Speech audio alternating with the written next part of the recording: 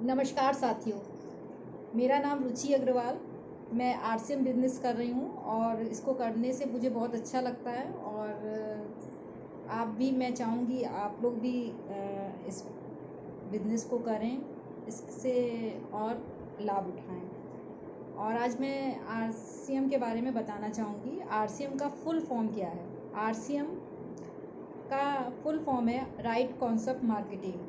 Right concept marketing का मतलब क्या होता है कि खरीदारी का सही तरीका।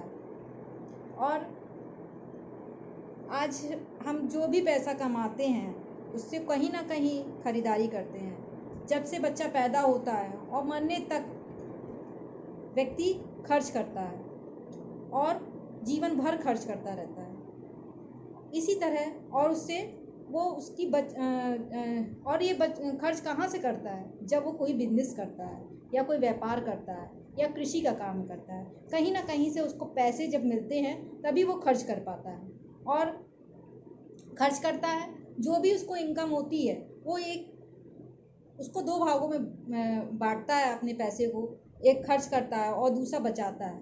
और जब कभी कभी ऐसा भी होता है जब हमको बचत से भी खर्च हो जाता है हमारा पैसा, और वो भी बचत भी हमारी बचत नहीं रह पाती और वो भी खर्च में चली जाती है, जिससे व्यक्ति का पैसा अधिकतर खर्च में ही चला जाता है। लेकिन आज क्या आपको पता है कि खर्च से भी पैसे अगर मिले तो क्या अच्छा है कि नहीं अच्छा है? इसी को मद्देनजर रखते हुए मैं आपको आरसीएम बिजनेस के बारे में बताना चाहूँगी कि आरसीएम बिजनेस जो है, खर्च करने से भी पैसे आते हैं। उसी के बारे में बताना चाहूँगी कि आज तक हम जो भी खर्च करते हैं, पहले क्या था कि हम मार्केट जाते थे, एक पास वाली दुकान से रिटेलर के पास सामान खरीद के ले आते थे, और वो रिटेलर जाता था एक होलसेलर के पास, होलसेलर जाता था डिस्ट्रीब्यूटर के पास, और डिस्ट्रीब्यूटर जाता था एजेंसी के पास, और एजेंसी जाती थी कंपनी के पास। इस तरह से हमारा जो भी सामान आ रहा था, इतने लोगों के माध्यम से आ रहा था सामान, और ये हम पीढ़ी दर पीढ़ी करते चले आए और खर्च करते चले आए, और हमको ये सामान मिलता रहा खर्च। और हमको ये पता भी नहीं ये सामान कैसा है, इसकी हमको पक्का बिल मिल रहा है कि नहीं मिल रहा है, लेकिन उसके बारे में हमको कुछ भी पूछते पाछते नहीं थे और अपना सामान ले आते थे। और वो एमआरपी पे रेट देता था कहीं सामान, तो वो एमआरपी पे हमको ख़रीदना पड़ता था।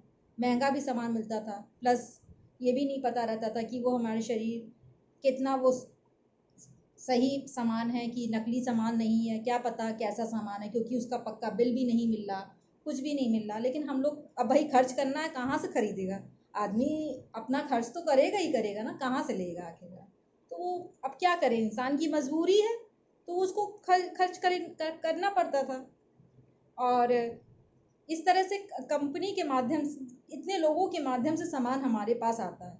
और सामान जो है वो हमको कैसे पता चलता था कि कंपनी कोई सामान बना, तो उसके बारे में हमको कैसे सामान पता चला?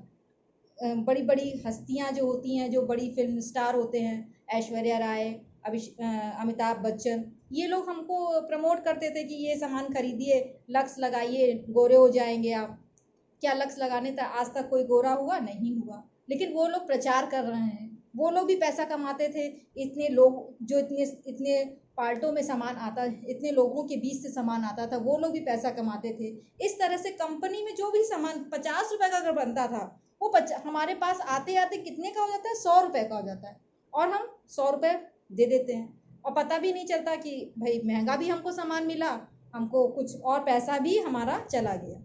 जब मांग बढ़ती है, जैसे कि अब कोई भी सामान प्रोडक्ट की मांग बढ़ी, तो ये बीच वाले क्या करते हैं? नकली सामान बनाते। कंपनी कोई नकली सामान नहीं बनाती, कोई भी कंपनी नकली सामान नहीं बनाएगी। जब मांग बढ़ती है, जब बहुत से लोगों की, तो वो क्या करती है कि बीच में नकली सामान बनने लगता है। उसी पैकिंग की सामान आपको एक ट्रक कंपनी से आएगा सही माल, और 2 ट्रक डुप्लीकेसी वाला सामान आएगा। वो बीच वाले जो छोटी छोटी कंपनियां बनाकर उस तरह का सामान तैयार करके वो हमारे पास पहुंचा देती हैं। हमारे पास ना कोई उसका प्रूफ रहता है, ना कुछ रहता है, ना हमारे पास कोई पक्का बिल रहता है, और वो हम सामान खरीद लेते हैं क्योंकि हमारी मजबूरी है, खरीदना हमारी मजबूरी है। भाई हम अपना गुजारा कैसे करेंगे, कहीं ना कहीं से तो इंसान खरीदेगा। और इस तरह से व्यक्ति बीमारी से भी ग्रसित हो जाता था क्योंकि वो नकली सामान रहता था, उसका कोई वो तो है नहीं। और वो जो भी बचत हमारी पैसे की जो भी हम खर्च कर रहे हैं और जो बचत करते थे वो भी पैसा हमारा बीमारियों में खर्च हो जा रहा है। इस तरह से इंसान खर्च ही करता चला जा रहा है जीवन में, और उसको पता भी नहीं चल रहा है मेरे जीवन में कुछ भी बचत नहीं हो पा रही है, जिससे उसका जीवन बहुत दुखी हो जा रहा है। इसी तरह से फिर डायरेक्ट सेलिंग, फिर लोगों ने सोचा कैसे, फिर बहुत अर्थशास्त्रियों ने सोचा कि इस पर फिर हम आज जो आरसीएम बिजनेस है वो डायरेक्ट सेलिंग मेथड के हिसाब से है। DSM इसका मतलब डायरेक्ट सेलिंग मार्केटिंग, इसका मतलब जिससे कंपनी से डायरेक्ट कस्टमर पर सामान जाता है और बीच में एक पीयूसी रख दी जाती है। उस कस्टमर जो है पीयूसी के माध्यम से सारा सामान खरीदता है, जिससे जो भी कमीशन, जो भी ये इतने ढेर सारे जो लोग थे, ऐश्वर्या राय थी, जो भी एडवर्टाइजमेंट में जो खर्चा होता था वो उस पर ना खर्च होकर डायरेक्ट कस्टमर को मिलता था और उसे पक्का बिल भी मिलता है। कोई भी वो सामान खरीदता है तो उसमें डुप्लीकेसी की मात्रा कम हो जाती है। आरसीएम बिजनेस में पक्का बिल जब मिलेगा उसको तो डुप्लीकेसी की मात्रा भी कम हो जाएगी, तो उसको सही सामान भी मिल रहा है और उसको जो भी बीच में जो भी कमीशन लोग खाते थे वो पैसा उसके अकाउंट में भी जाता है। उसे 10 से 20% उसे एमआरपी पे छूट भी मिलती है और जो भी उसका बिजनेस वैल्यू है उस पे भी उसको फ़ायदा मिलता है, उस पे भी उसका परसेंटेज जुड़ता है। तो इस प्रकार से उसके पास खर्च करने से भी उसके पास इनकम आ रही है। इसलिए ये बताइए ये बिजनेस अच्छा है कि नहीं है? अच्छा है ना?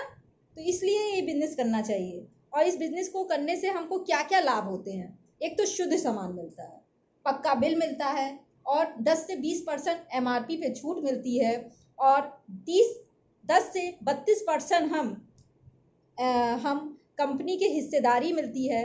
कंपनी में हमारे अकाउंट में पैसे जाते हैं और जब अगर इस चीज़ का अगर हमने इस बिजनेस का किसी से प्रचार भी कर दिया तो हमारे 45% के हम हकदार बनते हैं।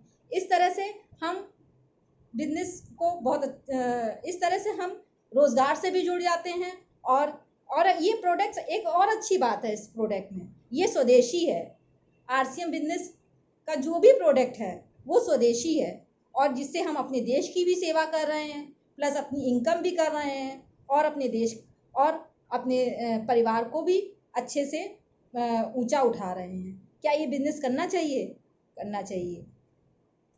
इसी तरह से मैं अपनी बात को विराम देती हूँ।